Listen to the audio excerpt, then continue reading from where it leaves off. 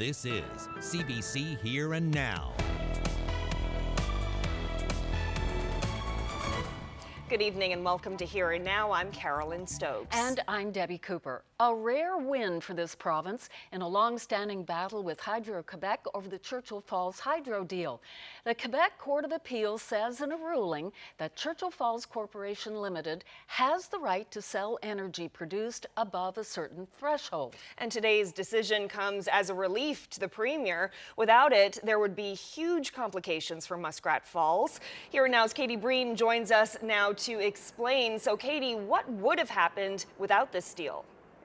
You need water to work a hydro dam, and without this deal today, some of Muskrat's supply could have been cut off. The Upper Churchill, of course, is on top of the Lower Churchill, or Muskrat Falls. That means its reservoir is further up the river. Now, because of today, Quebec can't just stockpile a ton of water there.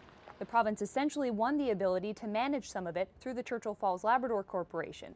The Premier says his understanding is once Quebec hits its monthly cap, the province will be able to send excess water downstream. And that's important because you need water to create electricity. In a statement, Nowcor says the decision is complex and requires review, but it says it's happy overall. The Premier is calling it a victory.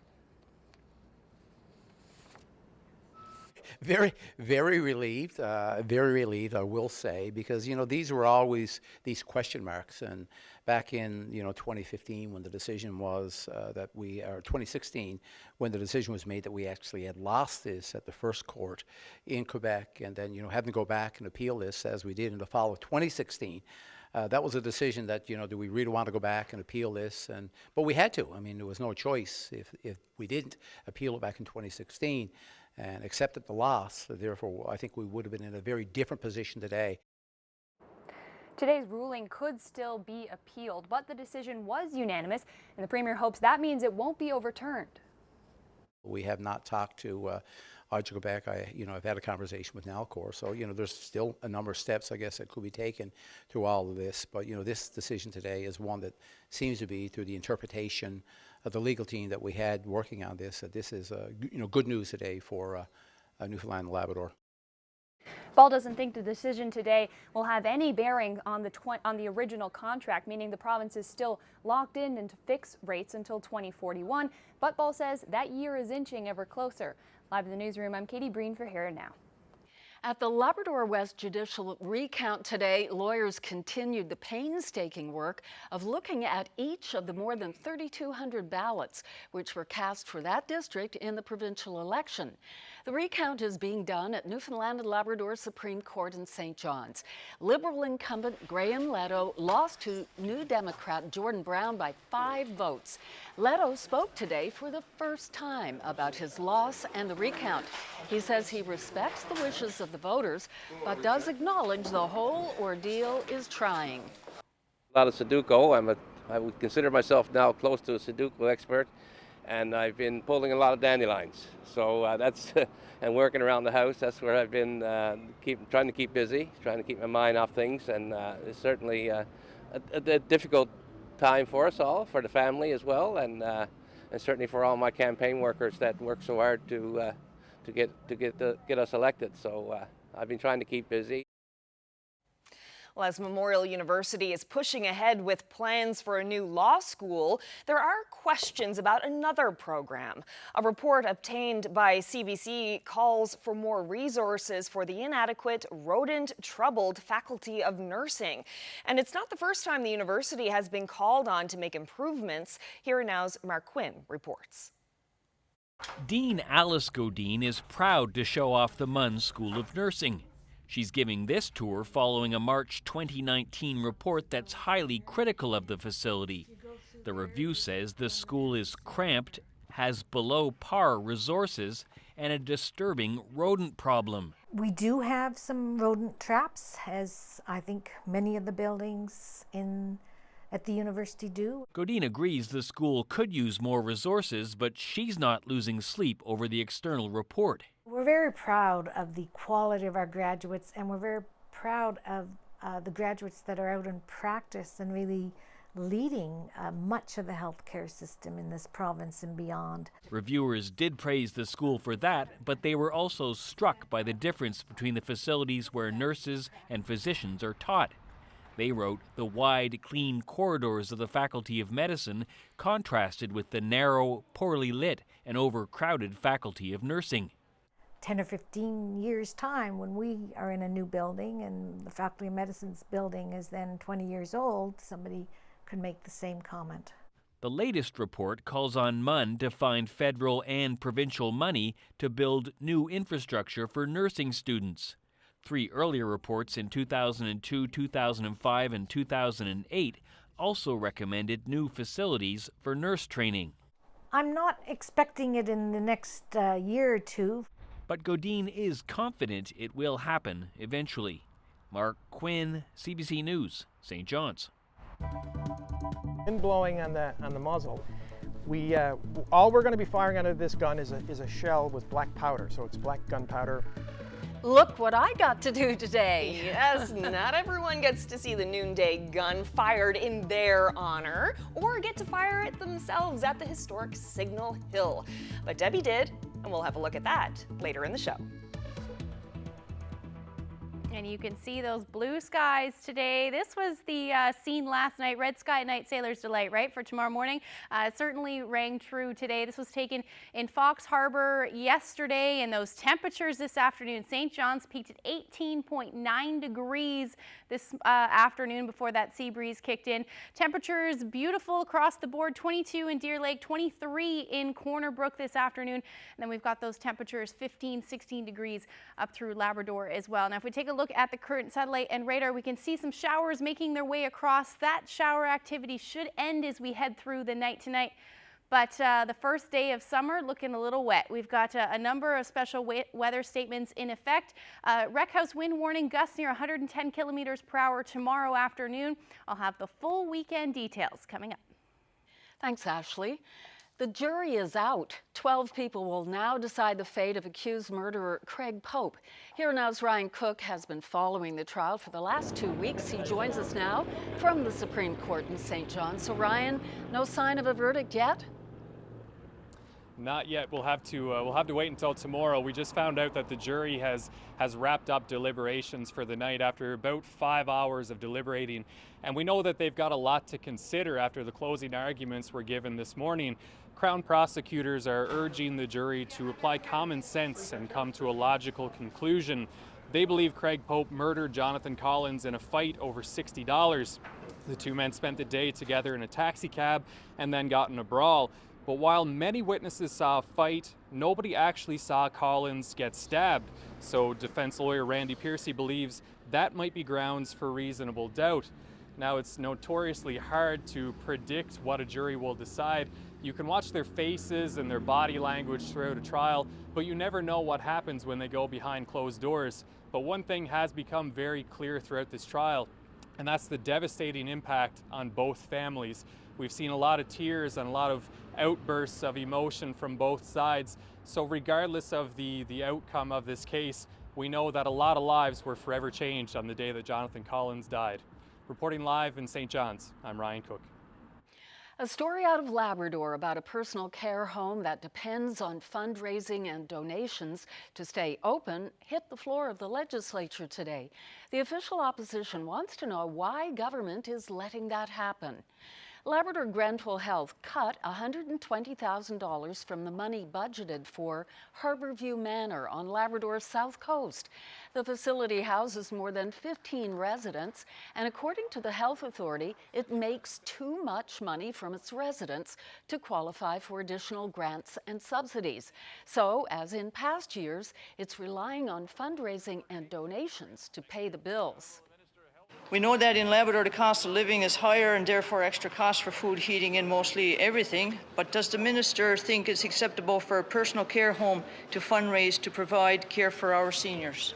The challenges around this home are in part related to its geography, but they're in part related to its size. It is a 20-bed home and it is currently full. A significant number of the individuals in there, if not all of them, are actually in receipt of subsidies. They do get a small homes allowance. allowance, we have commissioned a review of funding models for all personal care homes, with particular emphasis on small and medium ones, to see exactly what we can do to improve their business case. Well, days after winning the Kelly Cup, the Newfoundland Growlers team is losing a key player. Goalie Michael Gartag has signed with a Finnish hockey league. Gartag is signed a one-year contract with the team, which plays in the hockey league in Finland. Students got the chance to release their babies today in Rennie's River, baby salmon that is. Elementary school students were given about 100 salmon eggs in late February and have raised them to the fry stage. The Fluvarium held its annual salmon release where the kids got to say goodbye to their fish friends. Boys and girls, first off, I'd like to say thank you very, very much for coming today to release your little baby salmon. Of course, you guys have been raising your salmon throughout the school year. You got them as eggs and you've raised them up until the fry stage, and now you're here today to release them into their home. What's yours called? Bob. Bob. Okay, here goes Bob. Here goes Bob. This is Bob number 4 going into our stream today.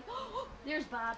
Today, these are students from a school in Clarenville, Riverside Elementary, and they took part in our Fish Friends program this year, and today they're here to release their little baby fish into the stream. Hi. Hello. Hi. Well, it was really fun to raise them in the classroom with the tank, and I was sitting next to them, and releasing them was really fun. What name did you put on it? Potato, because why not? We started off with little eggs, and then we made sure that they had enough food to develop into fries. We learned that it wasn't very easy because they need a lot of food and we needed to filter the tank and stuff, and it wasn't very easy. And say goodbye to Angel. Oh, that's a good one too. Oh, look at Angel. What was it like raising Bubbles? Well, he used to go around the top a lot. Okay. And make bubbles.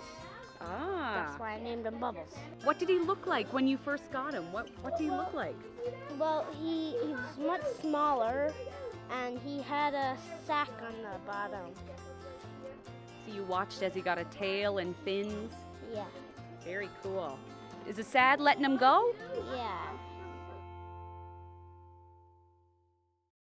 Well, I don't know how many people know this, but back in the 90s, Debbie, myself, and Dan Budgell made a little bit of history during one of the provincial election campaigns. For the first time in a leaders' debate, all 3 of the panelists were female. So we have that in common, and that's a bit of trivia for you there. I also have kind of a funny story that Debbie doesn't know about. But I remember a number of years back, it was one of those Saturday mornings when you're trying to get out of town, but you have to make an emergency stop at the supermarket. You forgot a few items. So off I go. I'm walking down the aisle and I see a man a number of feet away from me, and he looks at me. I realize right away that he recognizes me, and as people do when you're on television. And as we got closer, he looked at me and he said, "I know who you are. I watch you every night. You're Debbie Cooper." So I had a good laugh at that. I didn't correct him, by the way, because I thought it was a wonderful compliment. Debbie Cooper is always, always gorgeous. So that kind of made my day that day, that at 10 o'clock on a Saturday morning, I was mistaken for Debbie Cooper. It doesn't get any better than that. Debbie, I want to say congratulations on your career. You've always been a professional, and I know you've always put a lot of thought into everything that you've done. Congratulations and enjoy your retirement.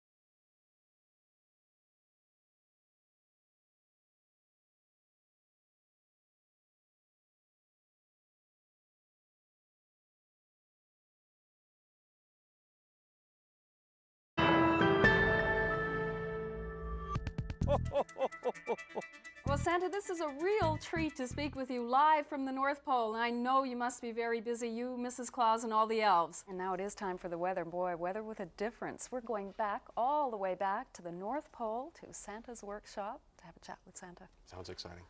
Hi again, Santa. Hello, Debbie. You know, Debbie, we have a 10th reindeer. A 10th? Yes, a 10th. And Olive. who would that... Who? Olive. Olive. Yes. Olive, the other reindeer. Oh, bless my whiskers. Time now for Sammy Ledlow. Tonight, Sammy has some thoughts about Christmas and a few other things. This is CBC Here and Now. Hi, Debbie. It's Glenn Zilli. I'm borrowing your anchor desk for a few minutes. And by the way, I really like how you've spruced up the studio since I was last here. I had the distinction and pleasure of being your first ever co-host on Here and Now. And I'd like to congratulate you upon your retirement after 30 years behind the desk. As you know, Debbie, the technology that is used to gather the news has changed dramatically over the years. But the human side of news reporting should never change.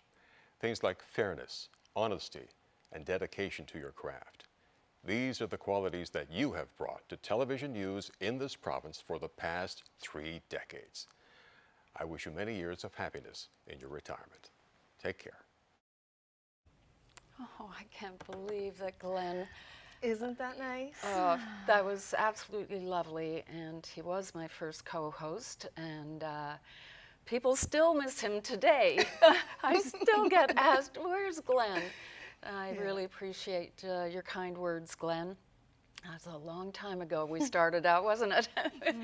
And thanks very much to Lynn Burry. I was so surprised to see her and to hear what she had to say. It was lovely. Thank you. Thank you. Okay. All right. Let's show you what I did today. Something I've never done before. And that is shoot the noonday gun on Signal Hill. Parks Canada invited me to fire it off in recognition of my retirement. I was so surprised. It was a lot of fun. Just have a look. It's so nice of you to invite me here. Well, it was our pleasure at Parks Canada. And before we do anything else, on behalf of my family and my extended family, the Parks Canada Agency, Eastern Newfoundland Field Unit, we'd like to congratulate you on a very well-deserved break from 30 years of service and being part of the popular culture of all of our lives in Newfoundland. And so it was a natural thing for us to think of you to come up and be our first official noon gun demonstrator for the 2019 season. Wow. So the season is about to get underway in another week or so. How can people participate up here? It is quite a thrill. When you pull the lever, it's quite a thrill, and people are going to be able to do it themselves. Certainly, and this is a program that we offer the public, and we have for the last several years. Most of the guns we fired over the last 3 years, about 80%, have been fired by people like yourself, Newfoundlanders and visitors to Newfoundland. You can be the official timekeeper for St. John's for a day, and it's the only place in the world you can do that. So if you're interested in that experience, contact our visitor center at 772-5367, or come and visit us at Signal Hill and come to talk to one of our staff, and you can book your experience. If you're 16 years or older, you can come and be the official. We'll bring you into the Royal Navy in 1916 for about 20 minutes, and you can be the official timekeeper for Signal Hill. Action on the gun. So much history at this particular site. The gun, you have a lot of history to speak about. It would be a pleasure for people to come up and get involved, I'm sure. Oh, definitely, and it connects Signal Hill is a communications center and a military history center for the history of Newfoundland. It's War National Historic Site, and this program connects both of those things. The gun that you'll be firing was a noon gun from 1929 to 1949, historically here at Signal Hill for St. John's. And it was also from HMS Calypso, and that's the uniform you and I are wearing is from the Royal Navy in 1916. So HMS Calypso was a training vessel for the Newfoundland Division of the Royal Naval Reserve during the First World War. You can, as you experienced, you feel it, you hear it, you see it, and if you're close enough, you can even taste the black powder. It's 5 senses interpretation and immersion. It's the only place in the world you can do it. So I invite everybody to come and experience it at Signal Hill. West salute cartridge! Load!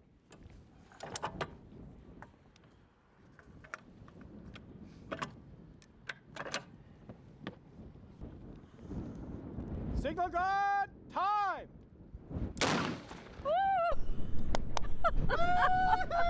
King George thanks you for your service in the Royal Navy. Able Seaman Cooper. Thank you so much. Thank you for this honor. Oh, What a it was thrill. our pleasure. What a thrill. Just a quick picture right Thank you. here.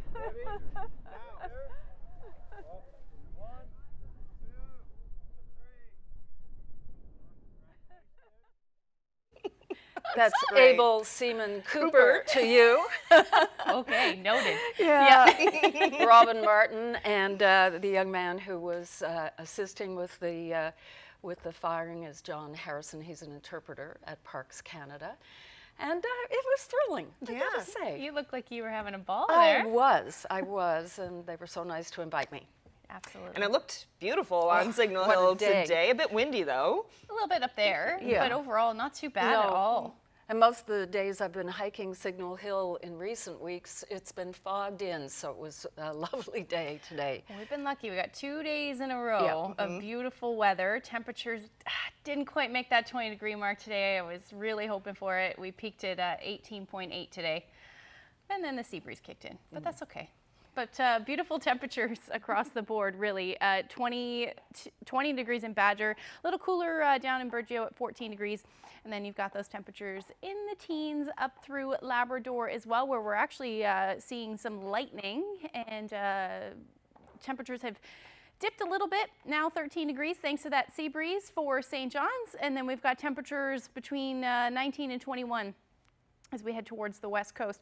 So as far as what we saw weather-wise today, we did see increasing cloud with that showers developing along the west coast towards central. Didn't quite, at least it doesn't look like it made it all the way to Clarenville, but we did see some showers this afternoon. We're going to see that risk of showers at least for the next hour or 2 hours, more than likely, as we head towards eastern Newfoundland. Otherwise, the northern peninsula is still looking at that risk of showers tonight, and then same up through Labrador as well. And then that cloud cover will move in towards the morning hours. The Avalon does look like it should stay dry tonight.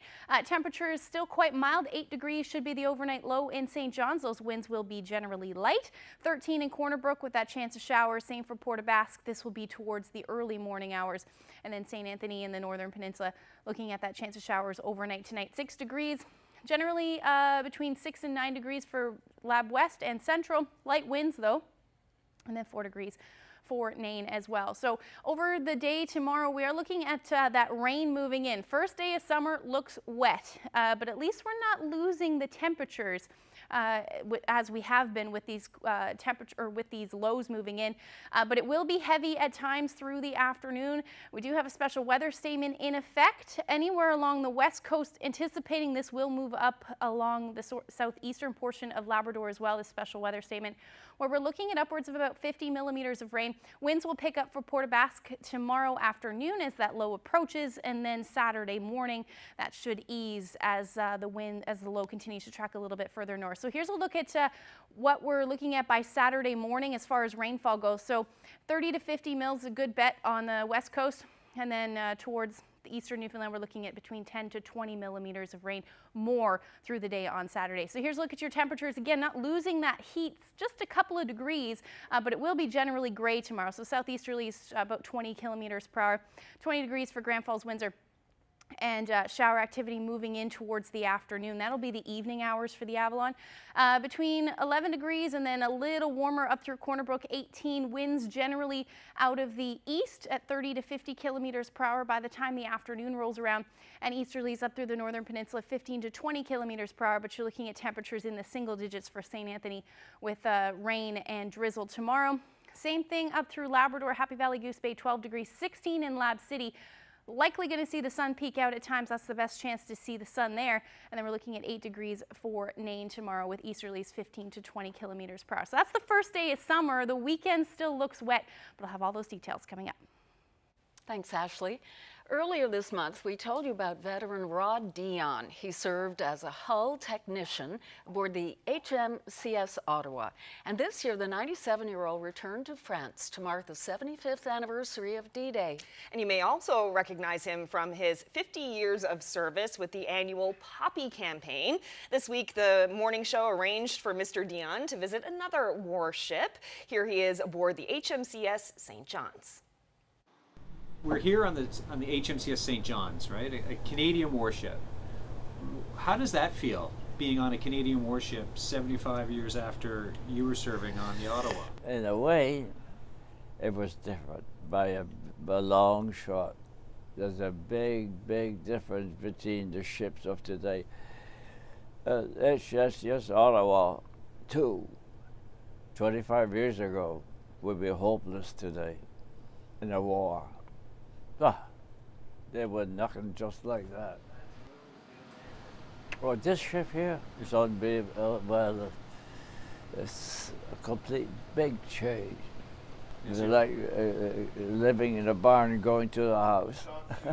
Yeah, they seem a lot more comfortable nowadays than back 75 years ago. We slept in bunks and in hammocks.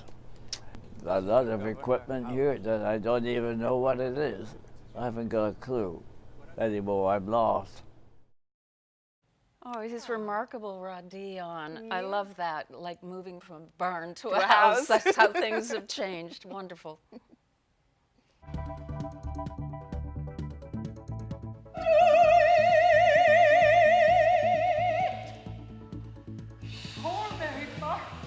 An opera that tells the story of Shanadithat and the Beothuks. It's performing for one night only tomorrow in St. John's. We'll hear all about it next.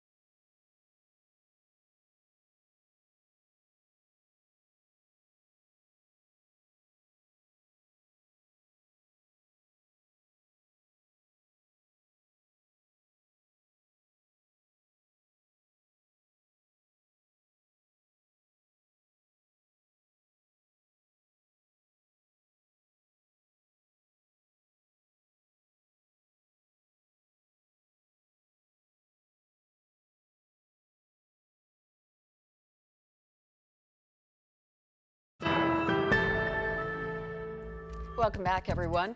The story of the last surviving member of the Beothuk people will be presented on stage tomorrow night at the Arts and Culture Centre in St. John's. Yes, it's the story of Shauna Dithit, the final year of her life, and it's told through song.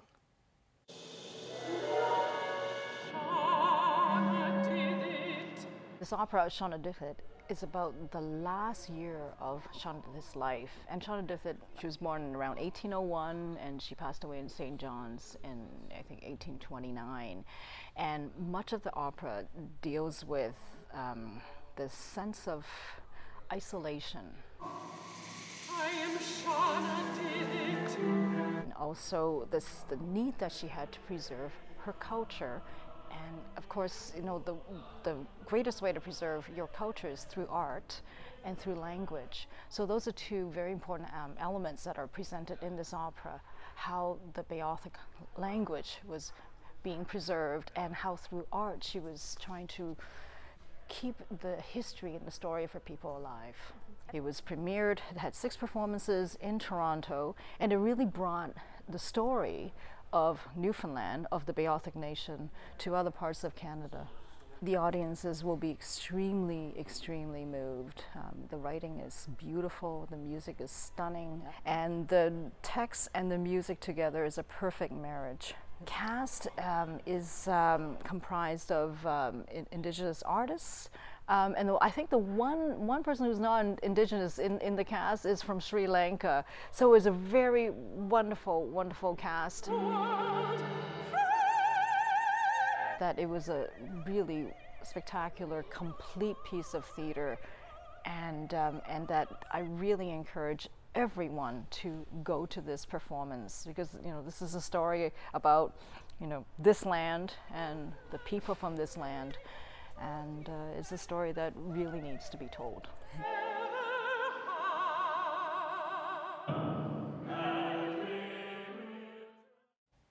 That looks like it's going to be powerful. We haven't seen anything like that here. No, for sure. And it was interesting, Judith was saying that one of the instruments that they're using, I guess you could call it an instrument, is rocks. They gathered a bunch of rocks from Middle Cove Beach, and they're using it as more of, I guess, a soundscape. So to make the sound of like the water, the ocean moving in on shore and dragging out. And so that's an interesting, it looks like it's going to be quite nice.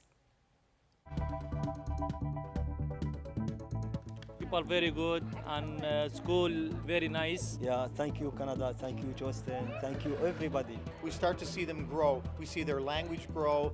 The Association for New Canadians is showcasing the variety of cultures in our province. It's all to celebrate World Refugee Day today.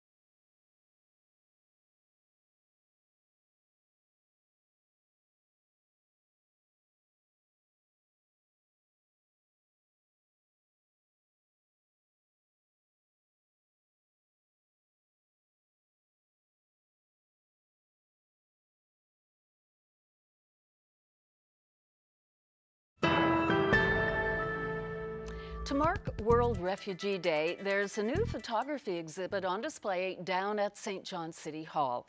It features newcomers to this province out having a day on the town. We asked some of them to reflect on their new lives in Newfoundland and Labrador, and here's what they had to say. This good picture, beautiful. I'm happy here. Yes, I'm happy in St. John's. My friend and Signal Hill, this memory in St. John's in Newfoundland. Yes, this is important, very important for me.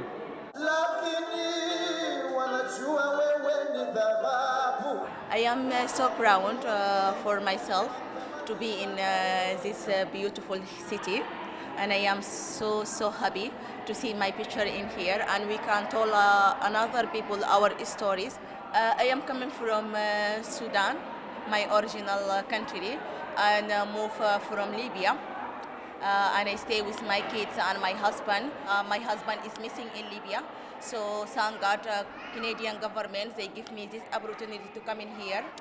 To be refugee meaning like you don't have home, you don't have anything, you don't have something to eat. Sometimes we come in for some days, we don't have any food in our home to feed our kids.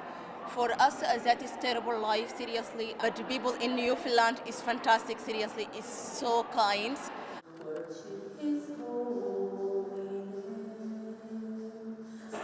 At first, we were thinking to come to Toronto. That's why we surprised when in the plane they told us, no, you are going to the St. John's. We surprised and we were so worried. It's a day for hope, the new life, new home, new country, new language. Even though they've gone through some horrible things, and we don't need to go there, but nevertheless some very, very horrible things, they come out still normal, happy, smiling people who just want to live life and enjoy life with their families in a peaceful place. The Association for New Canadians is also marking World Refugee Day. It's showcasing the variety of cultures in and around St. John's through presentations and a musical variety show. The ANC even pulled up in a brand new food truck. Here Now's Jeremy Eaton has more.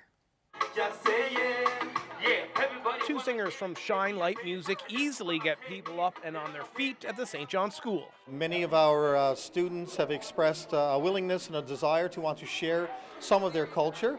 So we have many different cultures in the school. So we thought, in recognition of Refugee Week, it's an international recognition of Refugee Week, that we should pull off some sort of an event here.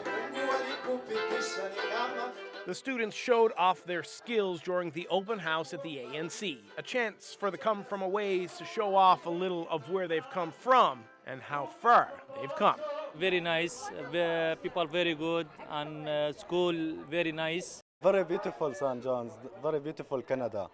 People in Canada very nice. Help me, help from Syria, help Arteria. Yeah, thank you, Canada. Thank you, Justin. Thank you, everybody. We start to see them grow. We see their language grow. We see their employability grow and their skills grow. Many of our students are now continuing on to post-secondary institutions and finding employment here in the local economy. The association also showed off its newest program to help get new Canadians working.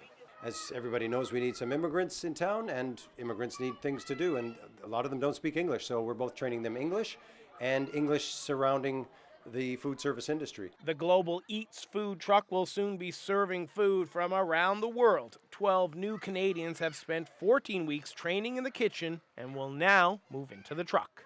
It opens next week.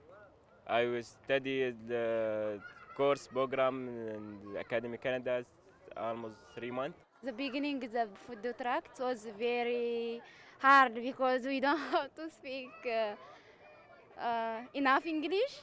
Now it's very good. The food truck is an ambitious venture, but a risk the ANC was willing to take to help get people who love being in St. John's the skills they need to stay. But the people that we're helping are coming from backgrounds that are far worse and different than we've ever understood. While many here admit they don't love the winter months, not one of them is complaining. They're just happy to be here and having fun. Jeremy Eaton, CBC News, St. John's. Debbie, it's been a long time, but a short time. I remember first when I got elected in 1989, of course, you were taking over on the desk, and it seems like you've been sort of in my life one way or another ever since. Debbie Cooper, I think, in this province is an icon. She's been the face, in my opinion, of CBC for about 30 years. As a Newfoundlander and a Labradorian, I think she's very well liked and respected and admired. Debbie Cooper has had an impressive career. She has been a fixture in Newfoundland and Labrador media, having been the co-anchor of CBC's Here and Now for more than 3 decades. An accomplished journalist and a consummate professional. I've even had the pleasure of being interviewed by Debbie. Thank you so much for that honor. Congratulations to Debbie Cooper on your impressive career and very best wishes in your retirement. From a personal perspective, being on the other side of an interview, she was always polite, always fair, extremely professional, but you knew she was intelligent and well prepared, and you also knew that she could be tough when she had to be. So, as a politician getting interviews, I never went into an interview with Debbie where I wasn't ready.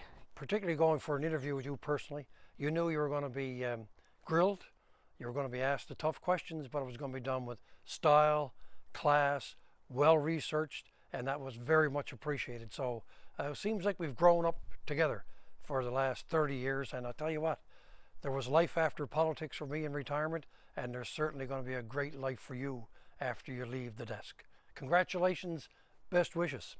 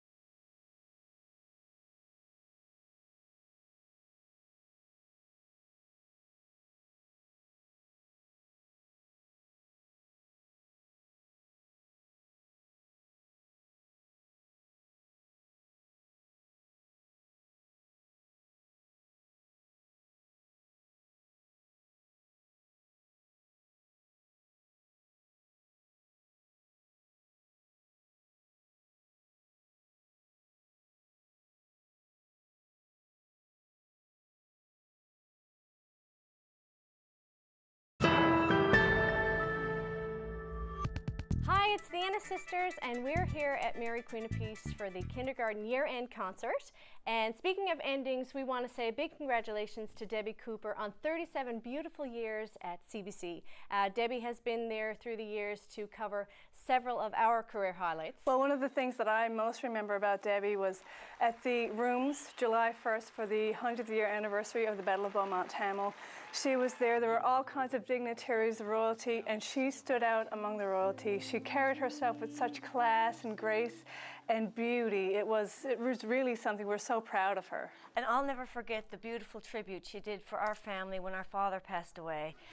It was very touching and very meaningful to us. As well as, I'll never forget, when I was younger, I watched Debbie just walk through the supermarket. This extraordinary lady was doing something so ordinary, like buying bananas. And she's such a superstar. And it wasn't until we became superstars that I got it. You have to get your own bananas at the supermarket. No, we're not going to leave it there. No. We're going to leave it on this note. So promise me you will take care. It's a wicked old world out there. I'd be devastated, be broken and blue if anything happened to you. If anything happened to you. From all the kids here at Mary Queen of Peace, the staff and teachers, happy retirement. Happy retirement! I got serenaded by the Ennis sisters. How cool is that? That's pretty amazing. Thank you, ladies. Beautiful. Thank you, ladies. And thanks to Roger and Danny and Allison before the break. Very She had to nice. grab her tissue for that one. She did. I almost did too. Yeah, that was same. really lovely. That was beautiful. Yeah. Okay, so you want to talk about the first day of summer tomorrow? Well, we're going to talk about the first weekend of summer, and yeah, you might want to shed a tear for this too. Just kidding, it's not that bad. But it is going to be quite rainy, and if we take a look at the future tracker as we head into Saturday, you can see that low just bringing lots of rain through the island and then up towards the southeastern portion of Labrador, where we're going to see that rain again. We have that special weather statement in effect for the West Coast, anticipating that that will move up towards the southeastern portion of Labrador, likely either the next 12 hours or 24 hours, as we see that low move a little bit further north. Now, through the day on Saturday, we'll likely see a break in that rain, moving to either drizzle or just cloud cover through the afternoon. And then eventually that low will move in again as it tracks offshore, and we're going to see some more rain through the day on Sunday. So here's a look at the forecast for Saturday. Temperatures a little cooler, but still in the teens. So we're looking at between 16 and 18 degrees for the West Coast and Central. A little cooler for the Avalon, likely in the mid-teens, or rather mid-double digits. So 14 degrees for St. John's, 15 for Marystown, Port aux Basques looking at 13. But again, gray skies with the potential for some showers and or drizzle through the day. Lab City sitting at 18 degrees, and then 10 for Happy Valley Goose Bay. Again, generally gray for you, rain essentially right along the coast as well. So long range moves us into Sunday morning. There's that low pressure system. As it tracks a little bit further north, it does lose some of its steam on Sunday. So we could even see some peaks of sun through the afternoon for eastern Newfoundland and the Avalon. And then into Monday afternoon is still looking like we're going to see some gray skies and then potentially some clearing as well. There's not a lot of agreement on what's exactly going to happen in the long range, but this is one model's interpretation of that. And then as we head into Thursday evening, or rather Tuesday evening, we will see a little bit of clearing. So here's a look at the next 5 days. 15 degrees tomorrow, generally looking at that 15 to 16 degree range as of now. Sun peeking out on Sunday, again on Monday, should reach a high near 16 degrees, that rain returning late day, and then Tuesday, slight chance of showers as well, and 15 degrees. Now for central Newfoundland, you're looking at generally gray skies right across the board. Warm and muggy with this system, same for the Avalon as well. 20 degrees tomorrow, 18 on Saturday, and then dipping down a little bit, just a couple of degrees Tuesday, returning to the double digits, or rather high teens at 17 degrees.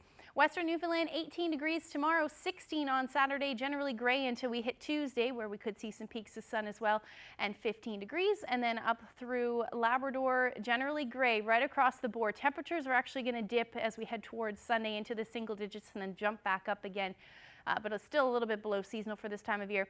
Western Labrador, 16 degrees tomorrow with peaks of sun. Same into Saturday. It looks like 18 right now, and then we'll dip on Sunday, looking at temperature near 12 degrees, and then the sun comes out, looks like, for the beginning of next week, and temperatures in the teens. So that's a look at the forecast. I'll have a weather photo when I come back. Thanks again, Ashley. Well, this next story out of Las Vegas is sure to pull at your heartstrings. At last night's NHL Awards, a young boy from Ontario met his hockey hero, Montreal Canadian Carey Price. Yes, 11-year-old Anderson Whitehead lost his mom to cancer just months ago, and she always promised she'd do everything she could to help her son meet his hero. Just take a look at this. Hey, Anderson. Hope you're enjoying Vegas. I just wanted to say that your mother was a special person, and sharing that moment with you is something that I'll always remember for the rest of my life. It was very special to me. But hold up. Where's he going? He didn't finish his message.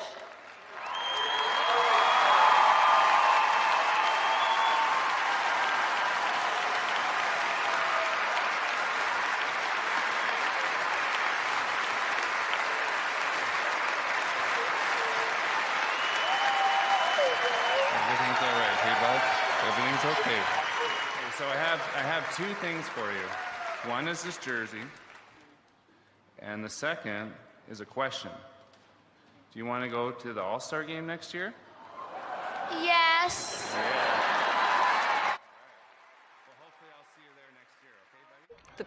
The pair, Anderson and Carey, actually met at a practice in Toronto earlier this year. And get this, Anderson's uncle's physiotherapist worked with the Leafs and was able to arrange a meet and greet at the rink. Oh my goodness. That's wonderful. Yeah, it really is. His face, I mean, clearly it was a very emotional thing for him. I think both of them will never forget that. Well, here's our weather photo of the day today. I have a little confession. I took it. What a great shot. Yeah, I had a pretty epic afternoon, but I'll tell you where this was taken and what my afternoon entitled when we come back.